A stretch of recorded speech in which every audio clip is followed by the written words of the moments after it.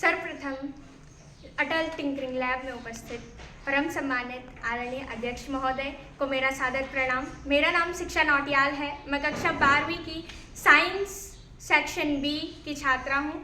मेरे विद्यालय का शुभ नाम दौलत राम रवाल्टा राजकीय इंटर कॉलेज नौगांव उत्तरकाशी है। तो आज मैं आपके सामने बात करने वाली हूँ इग्नाइट समर कैंप के एक विशेष टॉपिक AI आर्टिफिशियल इंटेलिजेंस यानी कृत्रिम बुद्धिमत्ता हमें नौकरियां प्रदान कर रहा है, बल्कि हमसे नौकरियां छीन नहीं रहा है।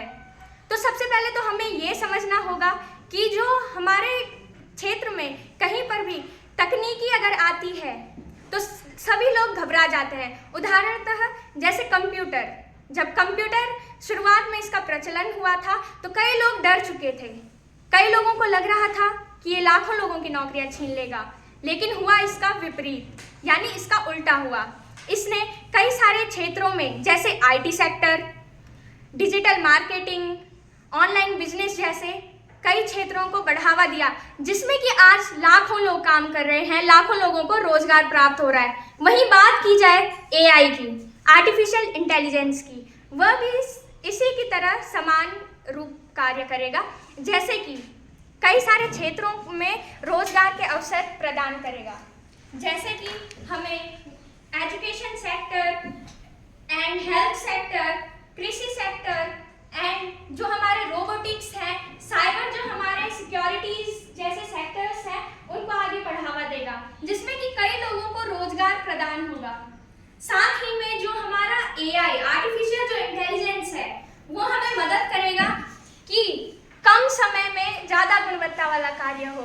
जैसे कि जो कार्य मशीनें कर रही हैं, फैक्ट्रियों में जो खतरनाक कार्य मशीनें नहीं कर पा रही हैं, इंसान ही करते हैं, उनकी जगह मशीनें करेंगी, जिससे कि व्यक्ति लोगों में रचनात्मकता और रचनात्मकता के साथ साथ गुणवत्ता में भी भारी सुधार होगा।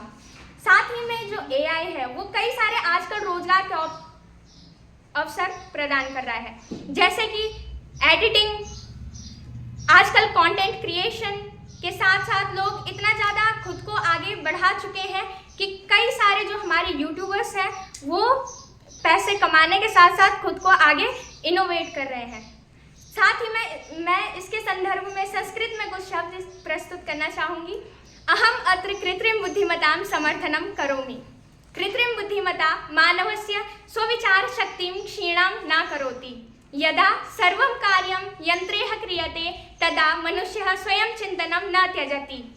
अतः अहं मन्ये मानव बौद्धिक विकासाय कृत्रिम बुद्धिमत्ता आवश्यकः एव स्यात्, किन्तु स्मर्तव्यं यत् अत्यधिकं यन्त्रावलम्बनम् उपयोगेन विद्यार्थिनः आलस्यं न गच्छन्ति, एवं तस्य मस्तिष्कस्य स्वयं चिंतनम